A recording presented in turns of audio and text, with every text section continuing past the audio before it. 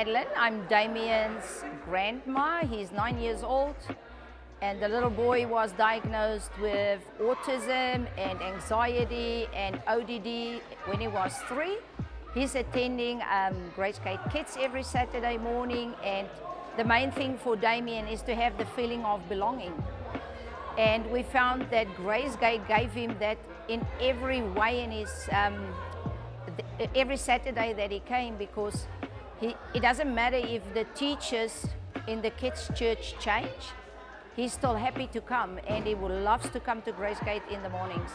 I think where I saw that Damien have developed a sense of belonging was when at school, and that's not a Christian school that he's attending, it's a government school, he had to write a letter of gratitude.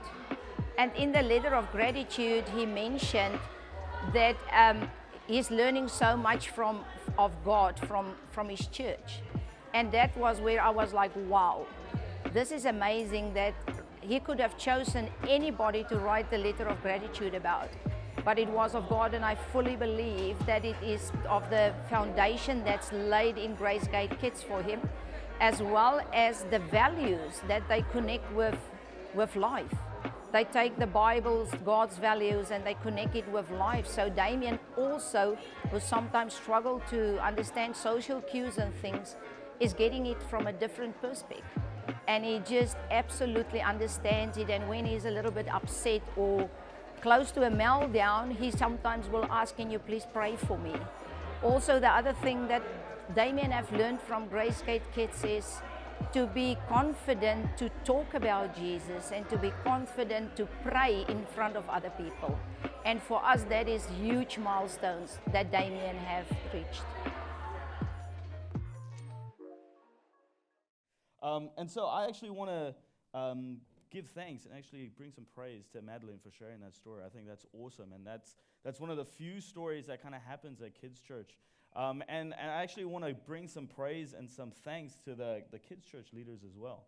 They do such an awesome job every single weekend, creating content and finding content and organizing it in such a way that the kids can come to an environment, to an irresistible environment, and learn something, to learn about God, but to be empowered and all of that. And so if you've got kids and they're not in Kids Church, they are missing out, without a doubt. All right, so please send them. It's awesome. It's an awesome place. And actually, one of the things that they're doing, or one of the things that they're doing at Kids Church is empowering. And this is our topic of conversation today. Is this word empowerment? If we go to the next slide, I'm pretty sure it's there. Is this word empowerment? All right, and this is the topic of conversation that I want us today to explore and to try and understand in the context of God and what that looks like, okay? So when I think of the word empowerment, I often think about sports movies. Who's here, who's like a big sports movies fan? Do you guys like sports movies at all?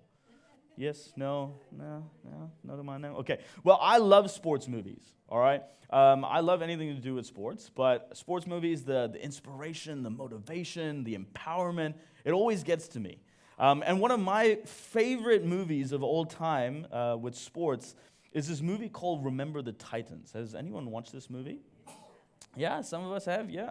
Dude, if you haven't watched this movie, this is how excited I am, okay? If you haven't watched this movie, go and watch it. It is absolutely brilliant, and you will not regret it at all. But if you haven't watched it, I'll give you a little rundown. It takes place in the height of segregation in the U.S., all right? And it's coming to this point where a bill has been passed, and so now they're kind of integrating schools. So it's no longer this separation. They're all coming together, and this causes quite a lot of tension. And so this movie takes place in a town that, is big on football, American football, and they're part of this integration system. And so you're having kids coming through, and it's quite hectic. There's a lot of tension.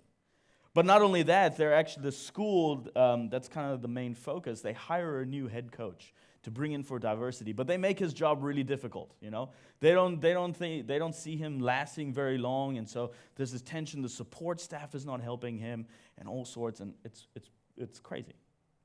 But then the entire movie continues, and through these trials and all this crazy stuff, it focuses and revolves around this head coach that inspires and empowers this group of boys, these high school boys playing American football.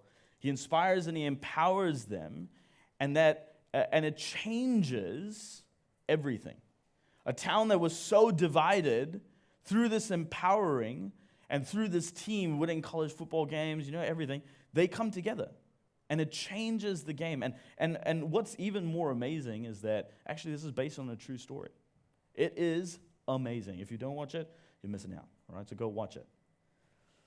But I think when we kind of listen to this, we can probably think of a few movies ourselves, right? Maybe we can think of someone in our life that maybe has done that for us, empowered us in some way. For myself, I've been quite lucky in life. I've had a few awesome people in my life empowering me throughout my life. One of them is my dad. From very little, he's always empowered me to be a leader and to be a good person and to teach me about God and this and that and all sorts. But the one moment that really sticks out for me is when I was in high school and I was part of the swim team. All right. Now, it doesn't look like it now. Okay. So I know I can see confused faces like, this boy used to be in the swim team. Are you sure? But I was in the swim team, all right? And I was relatively okay at it. My younger brother, Nathan, he was fantastic. Anyway, part of being in this swim team meant that we used to go for competitions. And we used to go for international competitions, which was a real honor to represent our school. And to be chosen for that, you had to be really good, okay? So it wasn't that I was just average swimmer and they were like, oh, we feel bad for you, come along, right? I was all right. And so in this swimming competition, we traveled to Indonesia, and so we did, all this kind of stuff, and we were in this competition, and we were swimming. And finally, it came to the event that I was best at. And so the swimming stroke that I was really good at was the backstroke, okay? Really good at it, loved it. And so it came to this event, and I was pumped because I checked on the sheet of paper, and they put all the times from all the national competitions, and I smoked them. I was the best. I was like ahead by like a couple of seconds. I was like, this is easy, right? I'm going to be winning my team points. I'm going to be adding value. It's going to be great. I might even win a medal. Who knows, right? So I walk into this competition, and I walk into this event full of confidence. We jump into the pool, and we're holding on. And then the buzzer goes, and we're like, whoo, and it's very dramatic. It's very cool, arched back and swimming. And we're going, and throughout the entire thing, I'm going, wow, I'm killing this. This is the best. This is fantastic. I'm smashing it. And then finally, I hit the backboard, and we end the race, and I look around, like everyone's there, and we're all panting. And then I look at the scoreboard, and I came second to last. I was devastated. In the event that I was supposed to be the best at, I came second to last. And I remember getting out of that pool, and I remember going, what is the point of me being here? I haven't done anything. This is the one event that I should have won points, and I did not add anything. So I walked over to where my team was, with bleachers, and I sat down. And I think if we go to the next slide, that's me. Not after the race. This was at some other thing, but as you can tell, I really enjoyed it. Okay? All right? But I remember going and sitting down, and I remember my head slumping, and I started to cry. I was so disappointed. And so my teammates came around me, and they consoled me, and, it was like, it's okay, it's all right, you'll get the next one, that's fine. And then I remember my head coach. He came up to me, and he pulled me aside, and he said, right, come with me. And I was like, right, I'm in trouble now. This is fantastic. And so he sat me down at like this little table, and he spoke to me, and he said, Jordan, this doesn't matter.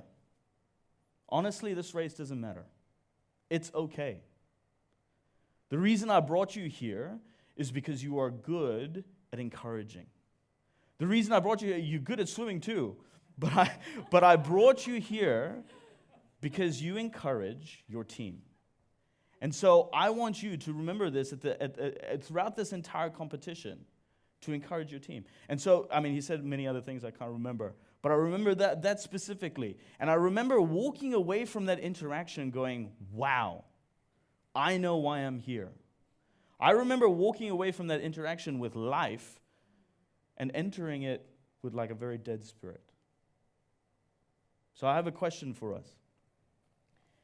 When you think about the moments of empowerment in your life, maybe someone has done it for you. Maybe you've never experienced it. But when you think about those moments, right, would God be in one of those moments? When you think about empowerment, would God be one of those moments in your life?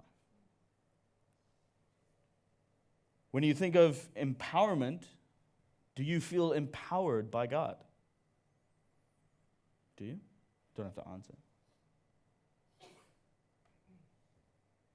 When we look at the word empowerment, it has two meanings, all right? And it's this. The first one is that it is to give the authority and power to do something. When you're empowered, one of the meanings of that means someone goes to you and says, right, I'm giving you the authority and I'm giving you the power to do something. It's an action. And then the second one of it is to when you empower someone, it makes them stronger and more confident. And the way that I see that is that it adds value to their life. You're saying, hey, I'm adding value to you. Makes you confident, makes you stronger. And so when we look at empowerment through the lens of this, for those of us that have been reading the Bible for a long time and journeying alongside God, we know that there are many stories. For those of us that aren't, that's all good. But I can tell you right now, there are many stories of Jesus, especially in the New Testament, doing this. And so the one that we're going to look at today is found in the book of John, all right? And John is one of the disciples, one of the guys that followed Jesus from the beginning.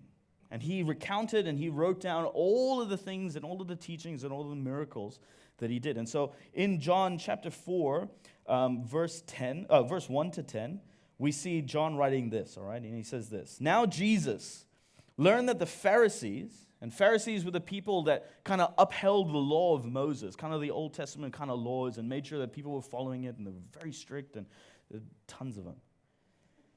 Now Jesus learned that the Pharisees had heard that he was gaining and baptizing more disciples than John. All right, John was his cousin at this time, not John writing the thing. Although in fact it was not Jesus who baptized, but his disciples.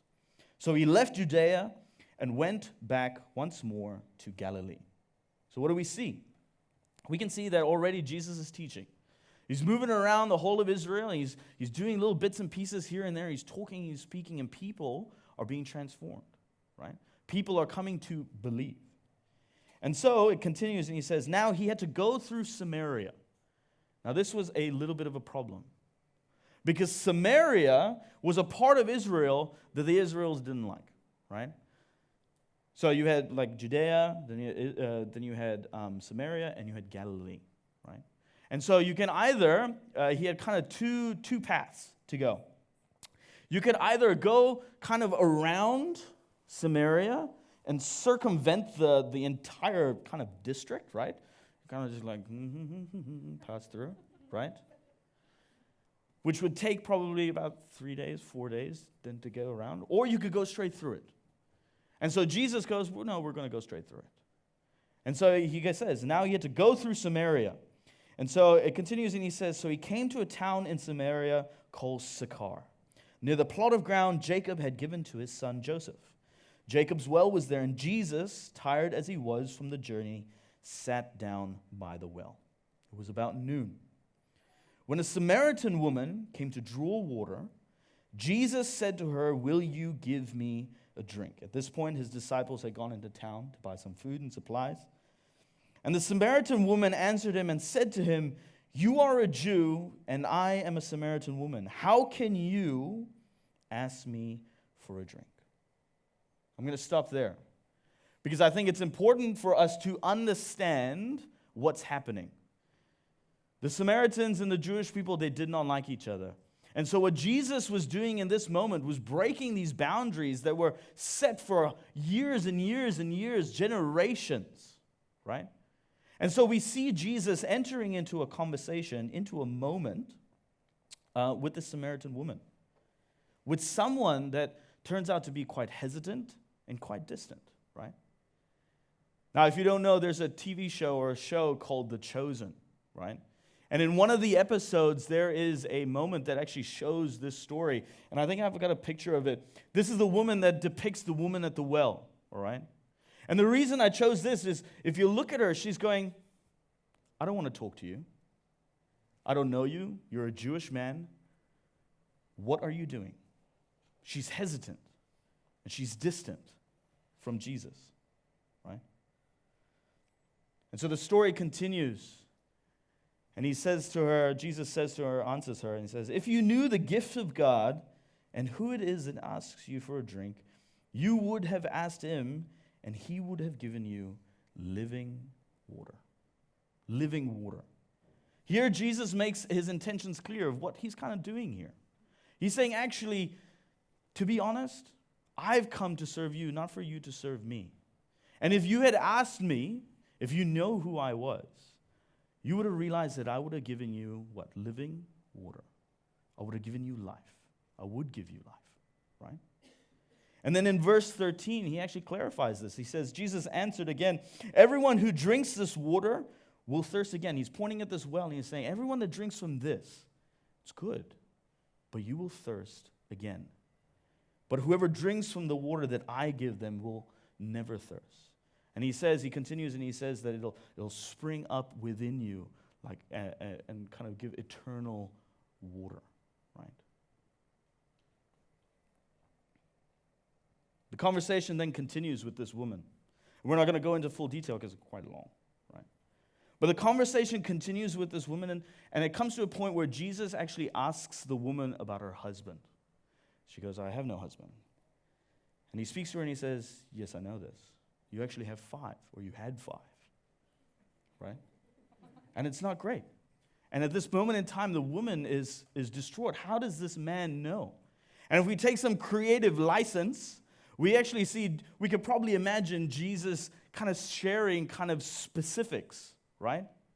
And kind of really like wowing this woman, speaking into this moment. And as he's speaking, we can almost imagine this woman going, wow, I really have no value. Back then, it was kind of like not a really good thing to be married more than once, right?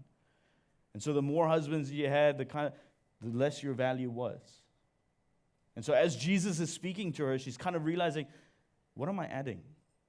What value do I have, right?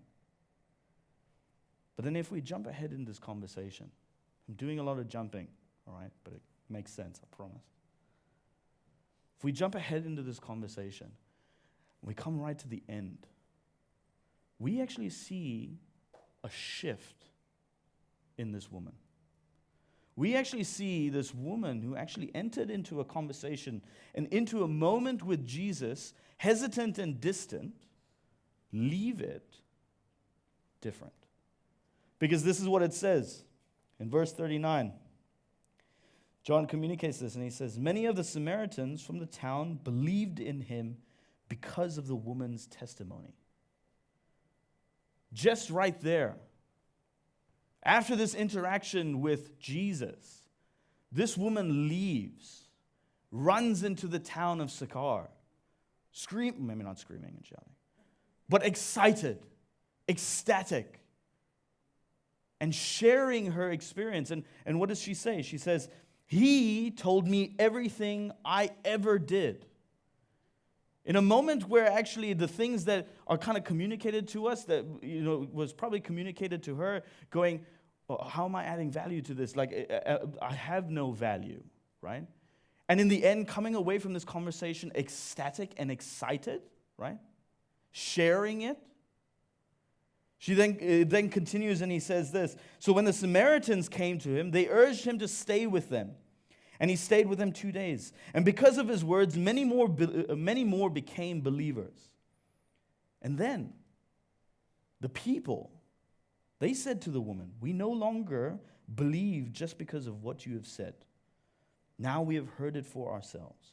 And we know that this man really is the Savior of the world. Now, why have I shared this with us? I've shared this because we see this woman enter into a conversation and into a moment with Jesus, what? Hesitant, If we go to the next slide. Hesitant and distant. We see this woman not wanting to interact with Jesus because of who he was, right? And so she's hesitant and she's distant.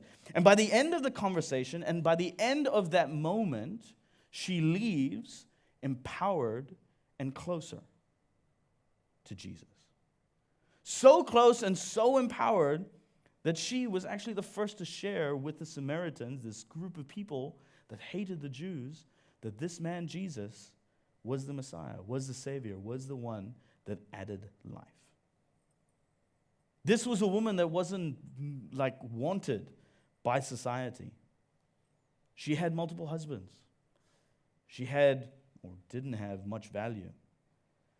There was a reason why she was coming out in the middle of the day, when it was the hottest, when it was the most dangerous, because no one of the women in the town wanted to be associated with her.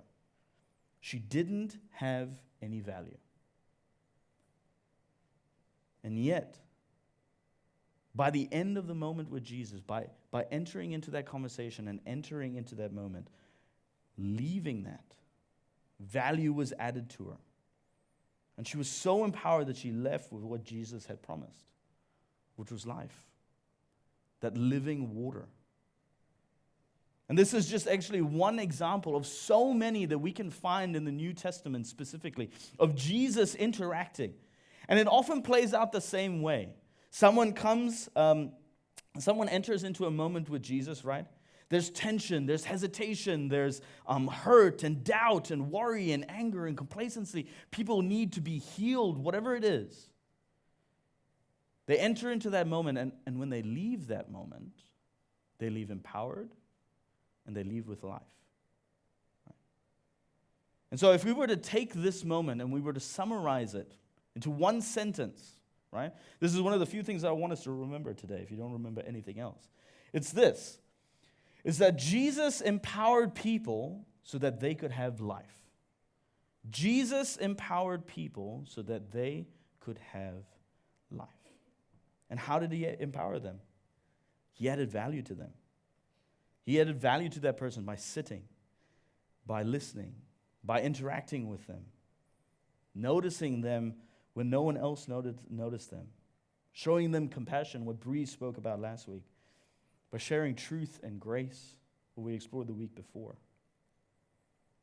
So how about for us? How about for us as we sit here and as we listen to this story? In our moments with God, when we have entered into a moment with God full of tension or hesitation or hurt or doubt or worry or anger or complacency, were we like the woman at the well? That after that moment we left empowered, full of life? Are we still in that, or have we re-entered a moment, wrestling with God? And if so, knowing the outcome just by this story, does that change our perspective? Maybe for us, we're sitting on the fence. Maybe we're not too sure about even starting. Maybe you're not just hesitant or doubtful or this or that, but you're actually distant from God, right? Unsure of what is going to happen if you enter into a moment with Him. Hearing this interaction and hearing this moment and hearing what happens and the empowerment and life that God brings, does it change your mind? Does it change your mind about entering into a moment, into an interaction with Him? Because the truth is that there is a God that knows that the best way to live life is not just to be generous, what we talked about in the first week. It's not just to know about rest and to value rest, what we talked about in the second week. It's not just to know and to understand truth and grace. It's not just to know and to show compassion to others and to ourselves. But it is to also know and to experience Him empowering us so that we can have life through Him. So we can have life through Him. What if we chose to no longer be hesitant and distant? What if we chose to be no longer hesitant and distant and chose to enter into a moment with Him, with Jesus, enter into interaction so that we come out empowered and closer to Him? What if we chose that? Now, empowerment doesn't just stop there, right? Because according to that definition at the beginning, there's two of them, right? And so there's a part of being empowered, there's that part of being empowered that is being given the authority and the power to go and do something, right? And so we actually see Jesus doing exactly this. Again, there are a few moments in the New Testament where we can find this, and if you want to chat to me later, I can tell you a few moments of that. But if we look at the book of Matthew near the beginning, which actually should be quite familiar for us because we did a series not that long ago, the Beatitudes, right? We actually see Jesus empowering not just his disciples, but everyone that was sitting and listening to him. So in this book of Matthew, who is another disciple, right, writing down the story in the life of Jesus, we see Matthew communicating this. And so this part of the story comes straight after the Beatitudes, right? And so this is what Jesus says in Matthew chapter 5, verse 13 to 16. He says, "You are the salt of the earth. But if the salt loses its saltiness, how can it be made salty again? It's no longer good for anything except to be thrown out and trampled underfoot. You are the light of the world.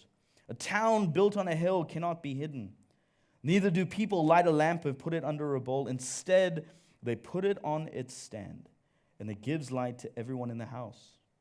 In the same way, let your light shine before others, that they may see your good deeds and glorify your Father in heaven." Do we understand how big this is? Do we understand the context of this? Imagine sitting on the side of a mountain with not just a few people, a lot of people. People that didn't believe. People that were hesitant. People that were distant.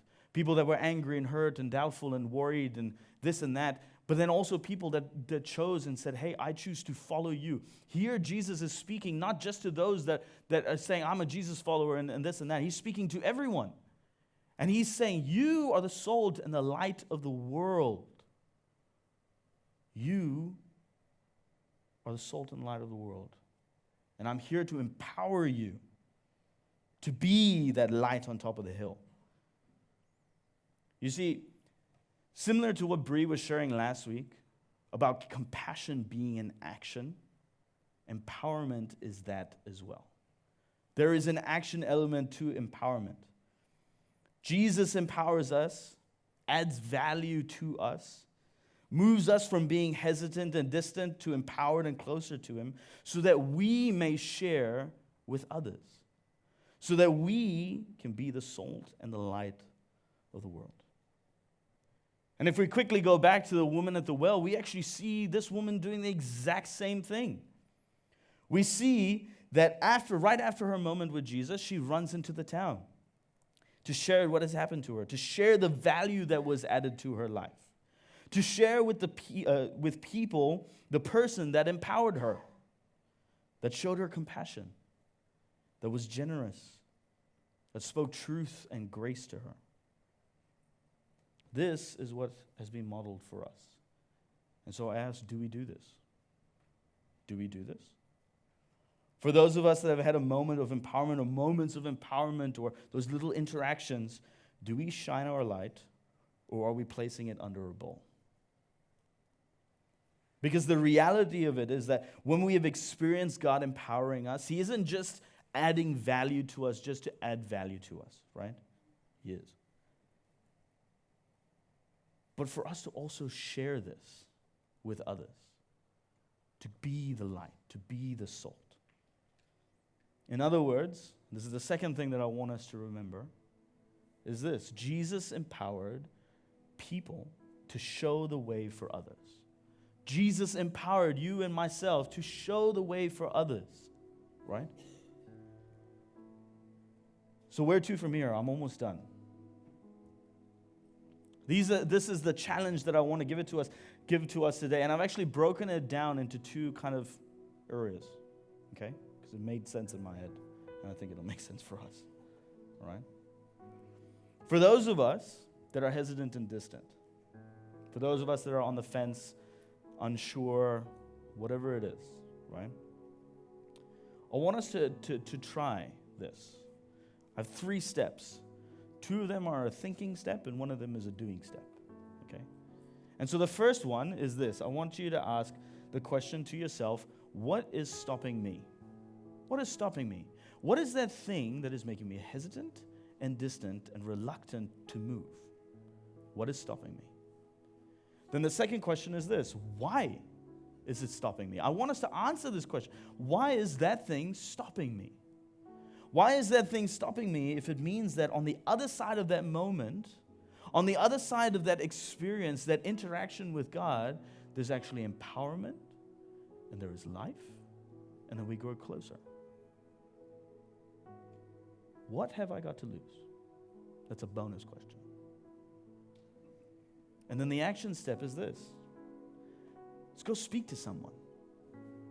If you're not sure, if you're kind of trying to figure it out and this and that, there is a community of people just within this community that have been doing faith for a long time. Go and speak to them. If you don't know, come and speak to me and I'll point you in the right direction, or I'll have a conversation with you. But go and speak. Go and speak, because on the other side of that interaction with God, on the other side of that interaction, regardless of how we are entering it, there is empowerment and there is life. Now for the peeps that have been doing God for a long time, right? For the rest of us, the ones that call themselves Jesus followers, this is a challenge, and I really want us to be challenged by this, because this is what Jesus has empowered us to do. This is what Jesus has asked us to do. Is to do this. I want us to come and walk alongside. I want us to be challenged by this. If you call yourself a Jesus follower, this is actually like a non-negotiable. Oh, I think it is. If you call yourself a Jesus follower, come and walk alongside people. Walk alongside people. There are people that are searching. There are people that are wanting answers and conversations. Now, I know it's a little bit hard for us to think of, what do we do? So I have 3 things. You can invite someone for dinner. I think food is the best way to interact with people, as you can see, right? Dinner is the best way that we can interact with someone. Getting your feet under the table. Glennie says this all the time. Getting your feet under the table with someone and sitting across from them is the best way to connect, to hear their story, to converse, for them to ask questions, to feel safe, right?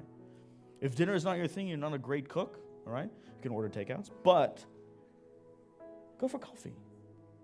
Go for coffee. There are people here that have been doing faith.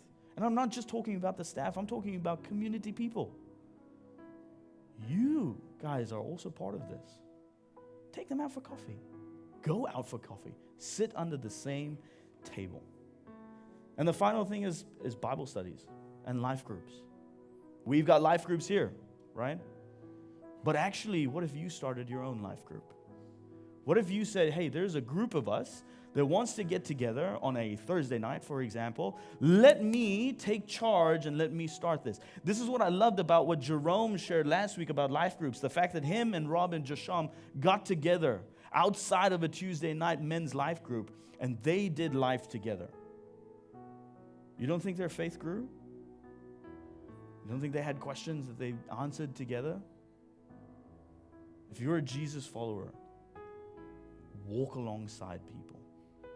If you're figuring it out, answer those 3 or those 2 questions, and then go speak to someone. Do it. We're not just called to experience this moment of empowerment and keep it to ourselves. We're called to experience it and then to go, hey, let me share this with you. Let me walk alongside you. Can I speak to someone? There is a God that truly loves us. A God that is wanting to empower us, to add value to us, to bring us closer to Him, that wants to give us life that wells up like a spring within us. Eternal water, living water, right? But not so that we can just keep it for ourselves, but that we can share it. that we can walk alongside people, right? Let's do this. Let's allow ourselves to be empowered, and then let's go and empower people. Let me pray. Dear God, thank you so much that we can come together. Thank you that we can talk about this topic and hopefully leave encouraged today, knowing that you are a God that wants to add value to our life, that we can actually enter into a moment and into an interaction with you, hesitant, distant, worried, angry, whatever it is. And that even though we're entering into that moment, into that interaction with you, when we leave that moment, when we walk away, just like the woman did with you all those years ago, we walk away empowered, we walk away closer to you, and we walk away with that living water, with that life. Lord, I pray for the challenges that we've set. For those of us that are on the fence, or we're trying to figure it out, for answering those two questions. What is stopping me and why is it stopping me? And then to go speak to someone. Get connected. And for those of us that call ourselves your followers, to come and walk alongside us. I pray that these challenges and the words that you have spoken today move us. Not so that we just sit and we listen and we think it's nice, but that it moves us. I pray all of this in Jesus' name. Amen.